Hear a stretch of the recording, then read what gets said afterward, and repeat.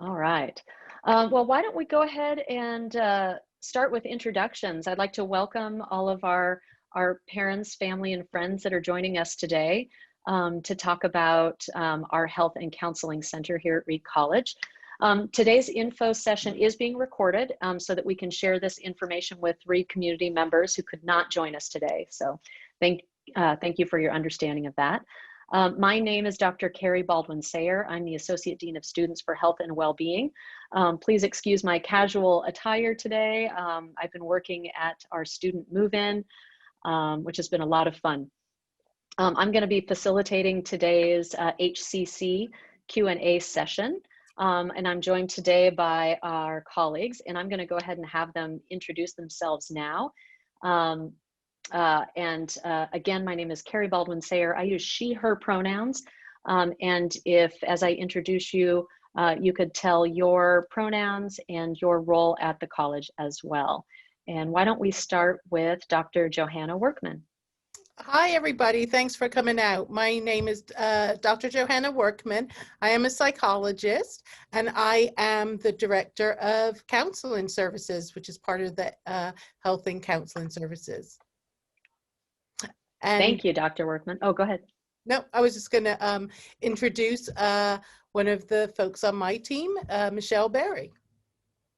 Hi, everyone. My name is Michelle Berry, and I'm one of the staff counselors at the HCC, and my pronouns are she, her.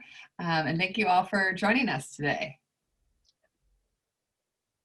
Great. And Anne, would you like to introduce yourself? Sure. My name's Anne Kimberly. I'm a family nurse practitioner doing primary care here at the HCC. I use she, her pronouns. Thank you, Anne. And Zakia. Hi, I'm Zakia Rhodes, operations manager. I use she, her pronouns. This is the start of my 4th academic year. Oh, thank you for that. Excellent. Well, to get started, I'd like to share with you the format for today's info session. We'll start with a brief presentation of HCC's services. And that overview actually might end up covering some of the questions that a few of you have submitted in advance. After that overview, we will have, I will ask our pre-submitted questions to the panel. And then if folks have additional questions after that, if you can privately send those questions to me, Carrie Baldwin-Sayer, in the chat box. And if we have time, I will start asking questions from the chat queue. We're going to try to wrap up by 1:55 p.m. And if for any reason we're unable to answer all of your questions, if you can email them to health-services@reed.edu, someone will get back to you. All right, so I'm going to get to the point where I can share my screen, so bear with me momentarily as I do that. This is always the hardest part.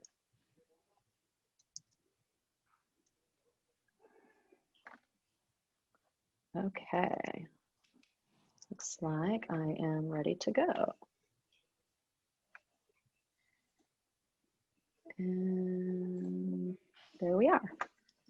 All right, we're official. So obviously we are the Health and Counseling Center, lovingly known as the acronym HCC, which I'll use from here on out. So we are a team of medical and counseling providers who are really focused on helping students to identify barriers to success, improve their coping skills, and achieve their personal goals. One of the things that I think is really great about the HCC is that we have both medical and counseling services under one roof. And we are really focused on meeting the unique and diverse needs of students in the most accessible and equitable manner possible. You can also see this on our website, but I wanted to focus on the HCC diversity statement as well. I'm not going to read the whole thing here just in the interest of time, but it is available on our website. And please do know that we are striving toward acknowledging the injustice and profound impact of discrimination and marginalization on individuals and groups, and we strive to promote students' ongoing academic, personal, and multicultural growth. So if you'd like to look at this statement in more depth, you're welcome to go to the HCC website. If you just put Reed Health and Counseling Center into your Google search, you will find our pages.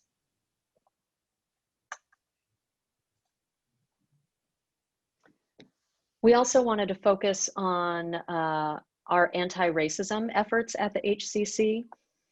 And starting in 2018, the HCC established an equity team to assess and revise policies and procedures to ensure that everything we do is viewed through an equity lens.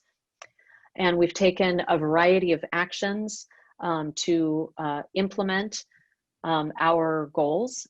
And we strive to continually be and become an anti-racist department.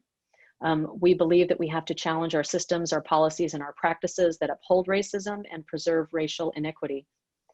We're working to identify and address all the areas where we ourselves fall short. And as medical and counseling providers, we know it's a privilege to serve the Reed community and that we have a duty to provide high quality and equitable care to all. And we are truly committed to dismantling structural racism and to create a safe, inclusive, and equitable environment for all, most especially for our marginalized and vulnerable students.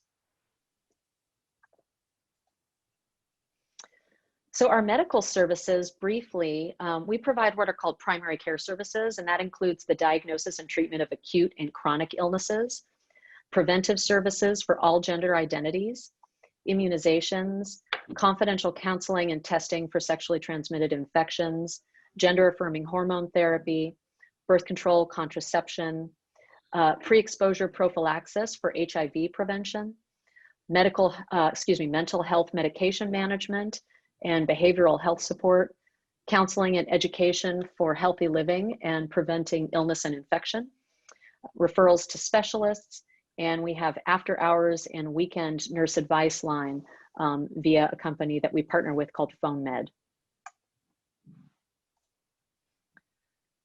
Our counseling services provide brief individual counseling for students who are struggling with a variety of concerns.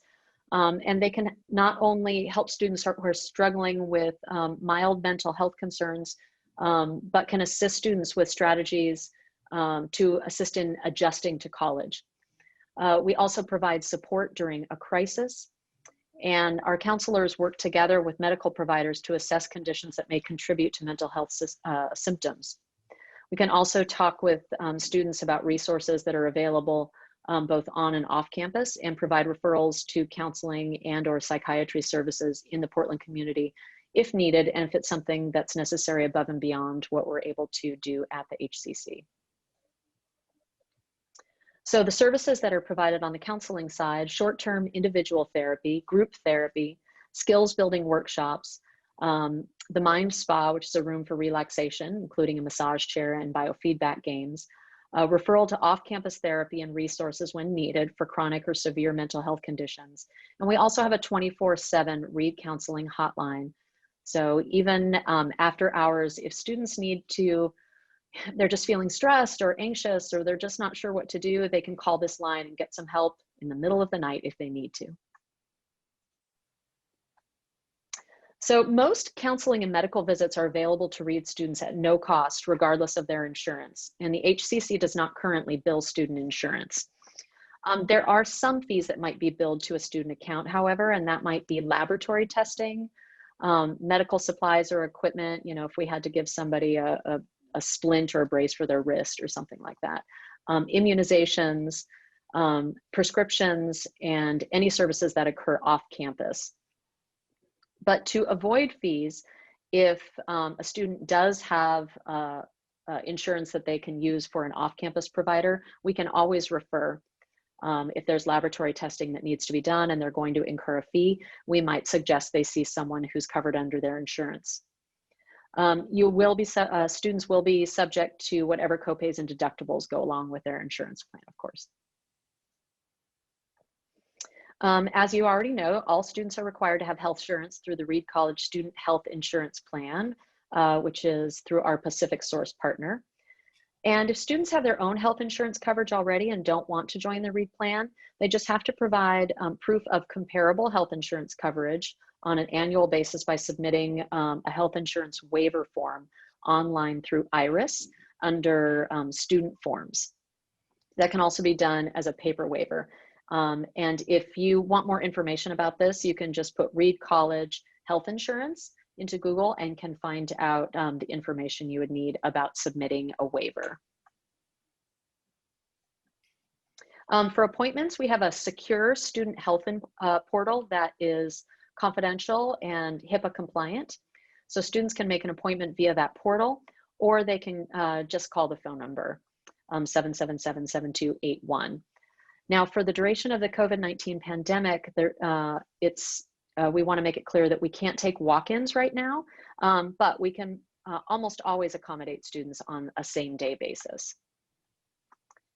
But we'll identify, if something is urgent, we'll definitely be able to get folks in same day. And then if we think it's something that's okay to wait for a little longer, we'll do that too. And just a quick overview of things that are looking a little different because of COVID.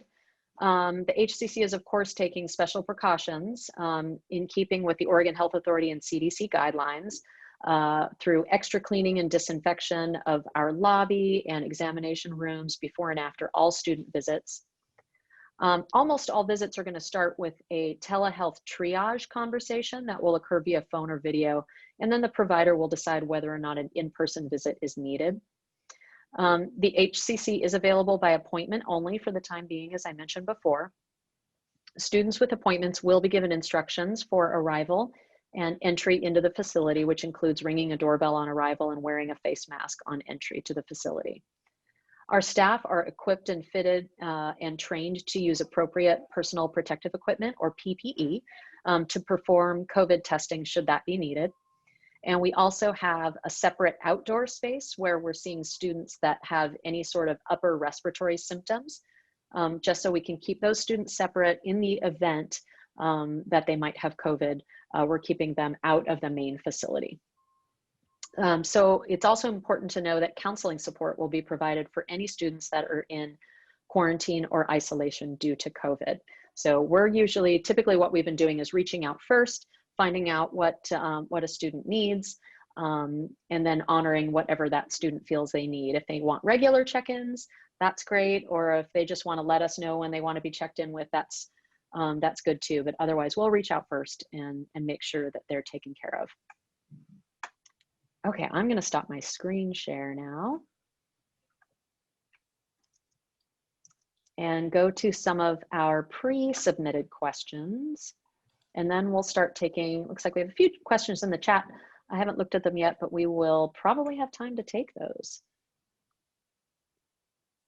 So let's go with the first question. And how about we direct this to Zakia?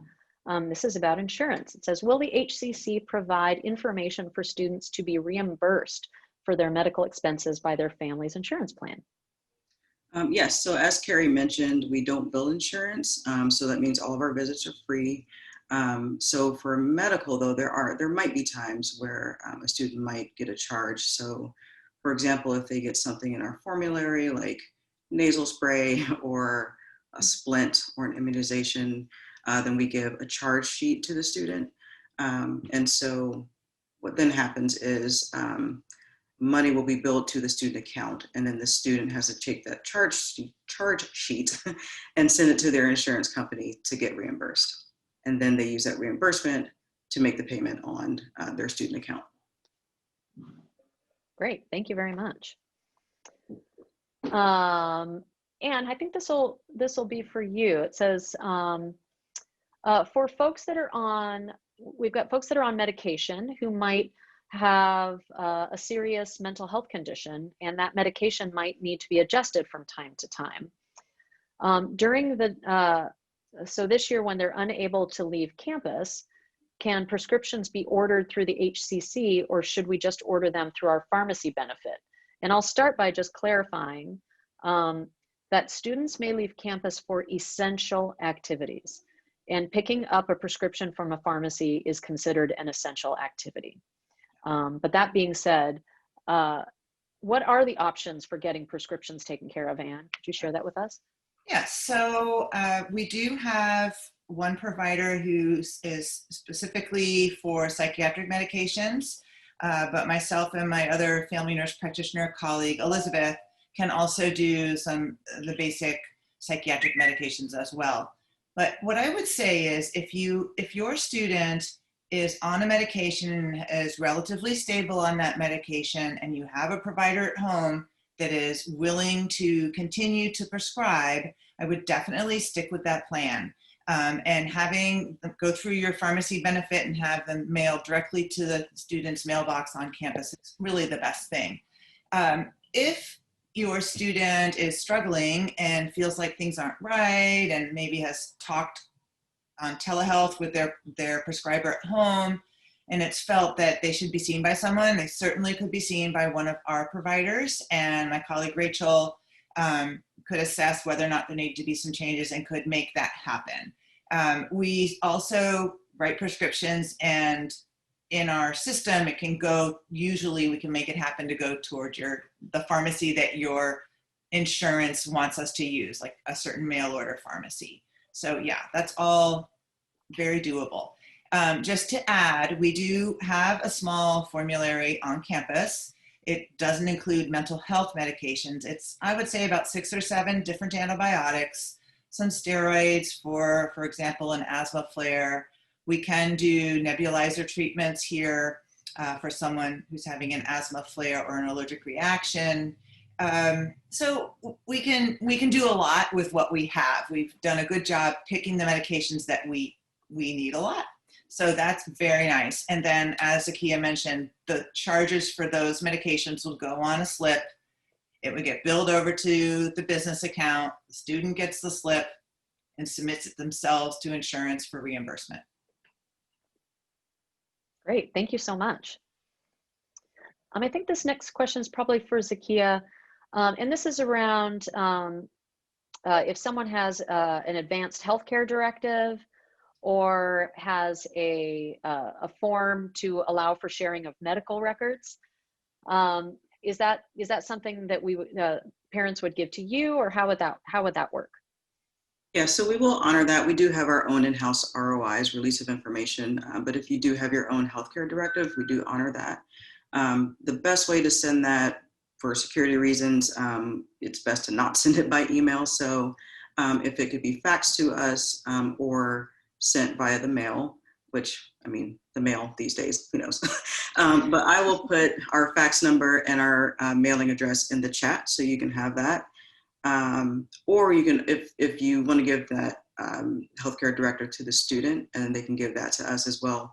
The student can send it to us via the secure portal on the student health portal, or they can send it via File Robot, which is on the READ website. Thank you for that. Yes, it's important to know that in the state of Oregon, students have, individuals, people have medical autonomy by the time they reach the age of 15, which means that if they choose not to share information with their parents, they don't have to. So if you and your student have an agreement that that you would like to have their medical information shared with you, the student can sign a waiver or an ROI, request of information, that says that we can speak with a parent. But otherwise, we wouldn't be able to share medical information about a student with a parent unless we have signed permission from the student to do that. So just wanted to make that clear too, because I know that every state is slightly different when it comes to that. Oh, here's another one for Anne.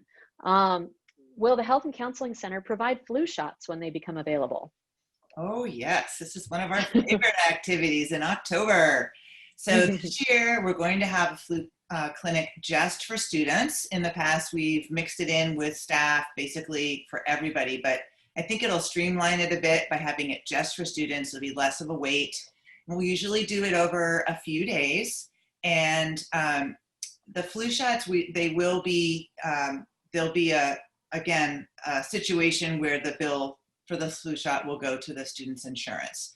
If there's a student whose insurance doesn't cover it or is in an HMO like Kaiser, don't worry, we will pay for that. We want our goal this year is to immunize 100% of the campus for flu. The challenge is that with COVID and with flu, we will, I don't even say anymore. You know what it would be. So this is a super important thing this year, and this is a highly, highly, highly recommended thing to get a flu shot this year. Right, and it's even, it's better for the medical providers too, because flu and COVID can look similar. Yes, and I will tell you from experience that I, in past years, have had students come in and when we've done a rapid flu test and it's positive, and the student says to me, "I can't have the flu. I'm too busy." And I said, "Well, you do have the flu." And sometimes it can put you down for a week or two, and students usually are pretty academically driven, and this is upsetting to them. So just remind them, get that flu shot so you can get your academic work done. Yep, thank you for that. All right, this next one is for our counseling side. Johanna or Michelle, are there any counseling services available to my student while in quarantine isolation? I sort of alluded to that, but if you'd like to expand, feel free. Yeah, absolutely. So as Carrie mentioned, when students are in quarantine, we do reach out to them and make sure that they are functioning well. We provide both crisis services. So if a student is experiencing a psychological crisis, we have staff available at all times. We also provide ongoing therapy. This semester, because of COVID and social distancing, we'll be providing most of those services by the telemental health platform, Zoom, but we will have every day somebody on call during the daytime who is physically present in the office to handle any situations that need to be seen face to face. Additionally, as Carrie mentioned on the PowerPoint, we always have crisis services available via the counseling hotline, and that's available 24/7. Thank you. All right, we have a question. This can probably go to both the medical and counseling sides, but Anne, maybe you could start. Okay. What services do we provide for trans students? So we do gender affirming hormone care. We have students who have already started hormones with a provider at home. Some of them choose to just stick with that provider. Let's say they every 3 months, every 6 months, they're supposed to have some lab tests done. We're happy to partner with their home provider. I do ask students to talk to me beforehand, either through email, to let me know the situation, and then we get them to sign a release so that we can send those results to providers at home. We also initiate medication for students who are desiring it. We go through a very, it's the process that everyone who's providing the service uses, and kind of just discussion, making sure that we've helped them get to counseling if they want to do that. And we don't have a lot of roadblocks for that. We're really supportive, and we follow all the regular protocols for trans care. Thank you. Anything the folks on counseling side would like to add? Sure, I'll add a little bit. We work with a lot of our students who have started hormones upstairs. We're downstairs. And we really work with students kind of in any part of their journey on their gender identity work. So some students really early in their journey, and some students much further along in their journey. And we'll kind of help them through that path. Great, thank you. All right, let me see, sorry. Looks like we answered some of the questions already. Here we go. Oh, how many therapists do we have at the HCC, and do we provide any services in Spanish? I can answer that. Thanks. We have 3 therapists and currently 1 case manager. In regards to Spanish, I'm not quite sure. Do any of our therapists provide? No? Okay. No, but that is actually a good request as we are doing searches, and we are looking to expand our counseling services staff over the next year. And a big focus of our search processes are to get clinicians who are competent culturally. So thank you. And Thank you. I can add that we do know we do know therapists in the community who are Spanish speakers that we can definitely refer to. Thank you, Anne. Let's see.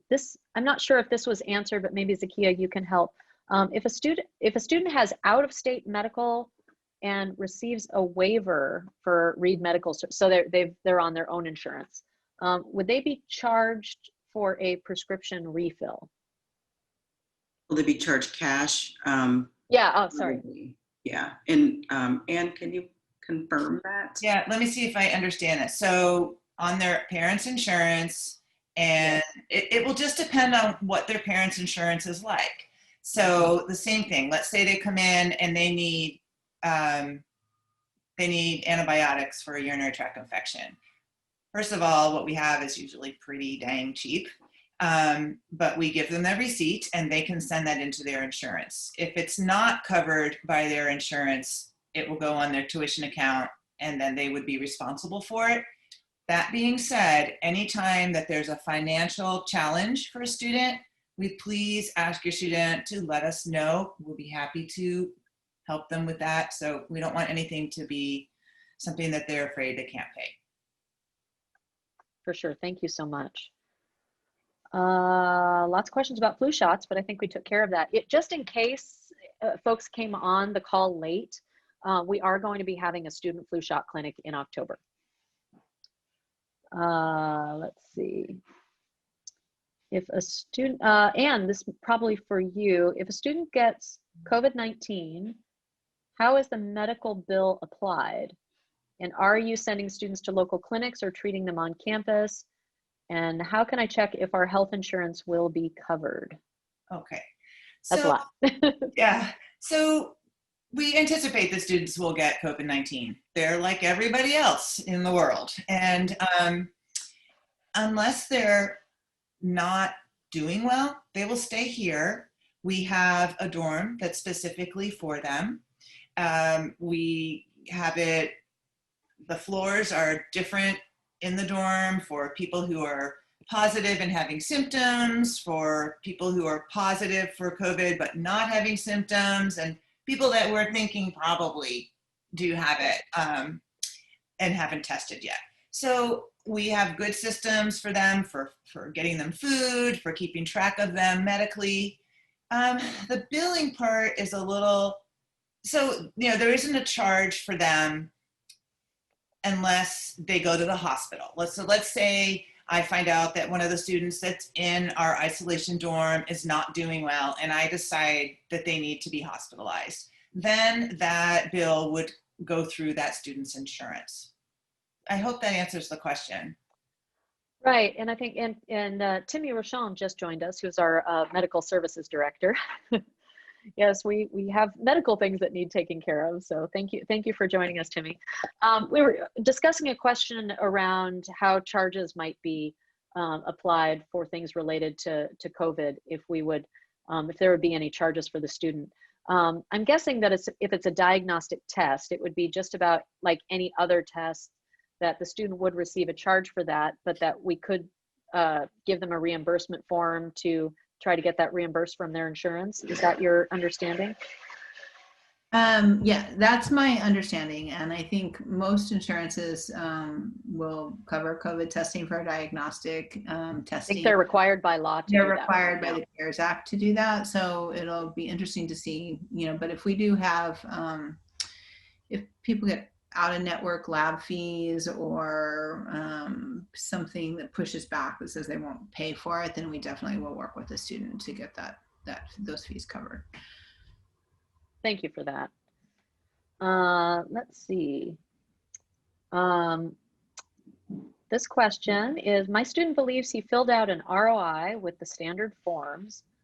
Was that in the forms list for incoming students, or is there another ROI he needs to fill out? Zakia, do you have any idea about that one? You know, I'm going to go out on a limb and assume that that wasn't for the HCC, just because the HCC, we have our own. If there was a form that was signed with student life, then it wouldn't, we wouldn't take that here because we have to have our own HCC ROI. So if the student wants that, they can reach out to us, or if someone wants to email me at, I'll put it in the chat again, zroads@reed.edu, and give me the student's name, and myself or our admin coordinator, Max, can reach out to the student and just send that to the student, and they can send that back to us. That's great. Thank you so much for that. I'd like to add something to that. Oh, yeah. So in the past, we haven't used ROIs that are just blanket, like for any and all situations. So let's say your student comes in for something that's kind of personal. Maybe they're not ready to share something. Maybe they've signed something with their parents, but that was about their asthma, but they're coming in for an STI concern or a contraceptive concern.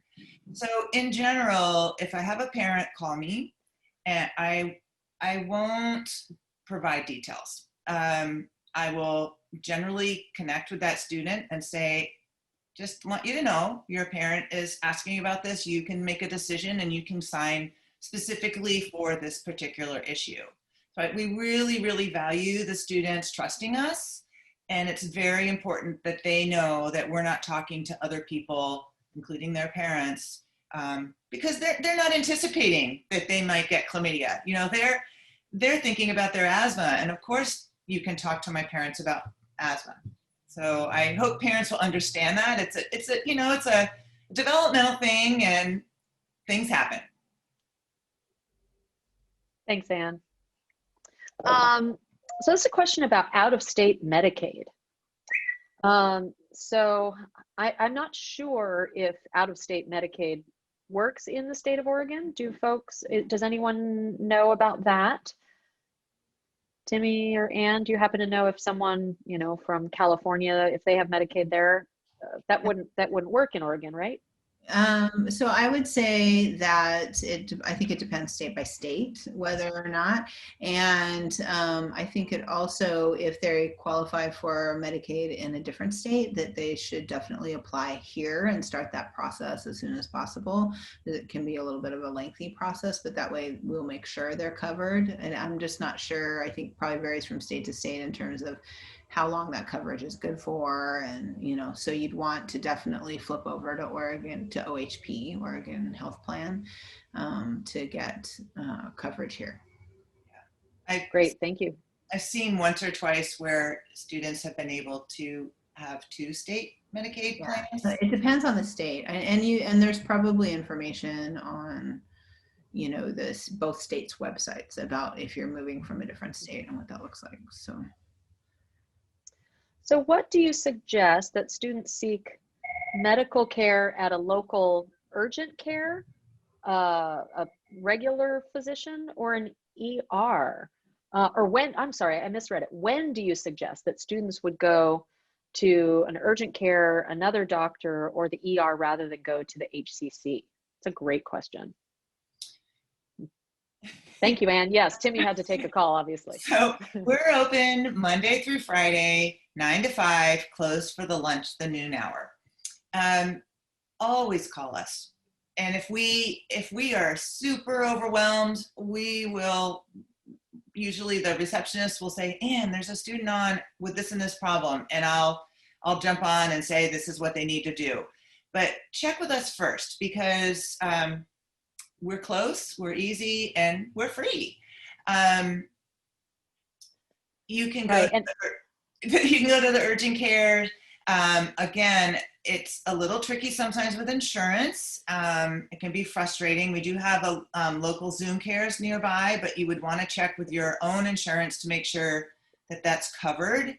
If you have a student who has a complex medical condition, they may consider getting a primary care provider locally, especially if they're going to stay this summer. as we are closed over the summer. And as far as the ER, that if they don't know what to do, they should call the community safety officers who can respond, see what's going on. They can call us. But you know, if there's a question of life and limb, 911. For sure. And we have a very robust after hours on call system here. So if a student is unsure, they can always call the medical advice line after hours if it's relatively minor, or they just have, if they want to get some advice. But if they call community safety after hours, we will get it figured out. And our community safety officers are trained in first aid and CPR, and know when and how it's appropriate to call 911 and get help, and how to direct them to where your student is. So, okay, great, thank you. Someone asked about charges for the COVID testing on students entering school, and no, there are no charges for COVID testing for the students on arrival, and there won't be any charges for any sort of ongoing surveillance that we do for students that don't have symptoms. The only reason there might be a charge would be if someone is actually sick and they might bill it to insurance. But if there's any difficulty with paying, just always make sure that your student lets their provider know that, so that we can help, because there are ways that we can help for sure. Okay, let's see, more questions. Can you talk about what psychiatry and counseling services are available and how they are accessed? Johanna or Michelle? Yeah, I'll speak to the counseling part, and then I'll punt it to Timmy for the psychiatric medication. But we provide both. So in terms of counseling services, we provide individual therapy, and that could be for conditions such as depression or anxiety, mood instability. We also provide group therapy, and we will provide workshops, and those might be, the workshops would be kind of topic specific on topics such as anxiety, stress, with a psychoeducational component, essentially teaching our students how to cope with stressors. We're also going to be doing workshops on grief and loss and racial trauma. And then I'll have Timmy talk to the psychiatric medication piece. Sure. So we do have a prescriber that does prescribe psychiatric mental health medication and mental health medication management. If you have a current prescription and are already on mental health meds, it's a good idea just to give us a call at the HCC and set up an appointment with Rachel, who is our prescriber.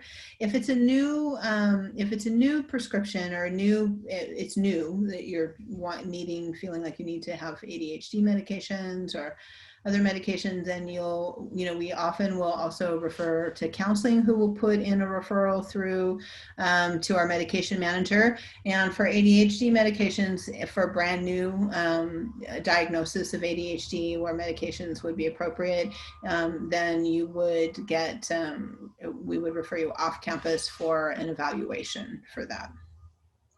And then we would be able to manage that on campus ongoing. Great, thank you.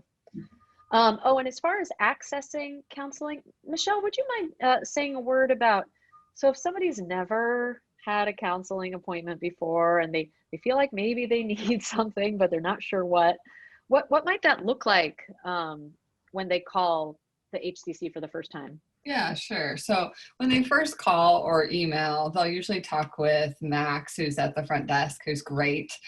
He's super understanding. He doesn't ask a ton of information, but just a little bit to kind of see what the next steps would be. Typically, then he'll make an appointment for the student to have a phone appointment with a therapist. We call it a triage appointment. It's brief. We just ask some basic information to the student, kind of make them feel comfortable talking with us first. And always letting them know that we know it takes a lot of strength to reach out when they're having struggles. So we talk with them for a little bit, get some information, and then we determine if staying here at the HCC with a therapist is the best route, and typically it is.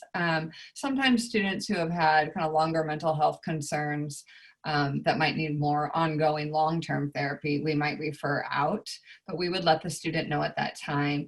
And then sometimes the person that does the triage ends up working with the student. We do ask the student for some preferences around counselors, and we kind of know if there's any specialties within the counseling department. So we'll either keep the student ourselves based on that discussion, or we'll set up an appointment for the student to meet with one of the other counselors that seems like a good fit for them. And then the student, our appointments are going to be Zoom this semester. So then the student would get a Zoom appointment scheduled with that therapist, and they would do what's called an intake appointment, which would be basically getting some history and then information about the symptoms and start setting some goals for therapy. Thank you so much for that detail. I appreciate that.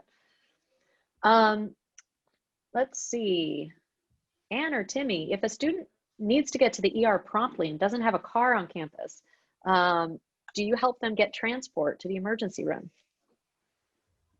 I'll take it. We help them figure out the best thing to do. Some students will, do they have a friend who could drive them? Do they want to call an Uber? Do they want to take a taxi? If we feel like they need an ambulance, we will tell them that they need an ambulance. So we would arrange that for them. Yeah. Yes, and our community safety, we always let them know as well. There are our campus safety officers, and they help direct the ambulance to the student, because sometimes it's hard to find your way on campus. So we get community safety involved right away so that there's no delay in getting an ambulance to the student when they need it. Let's see, plans for ongoing COVID testing. Yes, we are planning to do ongoing COVID testing throughout the semester. We will be in a position to make more specific announcements about that in the next week or two. Would that be accurate, Timmy? Yeah. Mm-hmm. Yeah. So, but yes, we are planning to do ongoing COVID testing for not just people who have symptoms, but for people who don't have symptoms as well. What can we do if we feel our student needs help but is afraid to ask for help? I can answer that. One of the things you can do is just be supportive, empathic. You can introduce the website of the HCC and counseling services to the student so they know where it is. You can give them the phone number. You can always let them know that they can call for a phone triage, and there's no commitment. You can also let them know that the services are absolutely confidential. So we don't share their information with the rest of any departments in Reed or necessarily their parents unless we have a release of information. But it can be a scary process for a student who has never sought treatment, and they just reassure them that, like, we're here to do help and not harm, and they don't have to commit. They can call for the triage, and then we can let them know what their options are. Thank you so much for that, Johanna. I'm also going to put something in the chat right now, which is about the Reed Care Team. And anybody, including a parent, can do a referral to the Reed Care Team. And the Reed Care Team is an interdisciplinary group of individuals from the student life staff and the HCC who are just great at helping students with whatever it is they seem to need at the time. If they need some academic support, or if they need emotional support, or if they just need help finding their way. So I'm putting that in the chat box right now. And if, parents, you're talking to your students and seems like they're not getting what they need, or and they're not doing it for themselves, this is one option. But I totally agree with Dr. Workman that those are excellent strategies. All right, let's see if that went. Yes, there it is. All right, back up to our questions. What percentage, and I'm not sure I can answer this, but I think I might know. What percentage of students seek counseling at the HCC during their time at Reed? I can actually answer that. Great, I thanks. tend to be the data person here. And so typically anywhere from 40 to 45%, which from my understanding is kind of a high utilization rate compared to other college counseling centers of this size. So we are well utilized. Thank you. Yes, and you can share that with your students. Say, hey, this is totally normal, and we really encourage you to seek out assistance.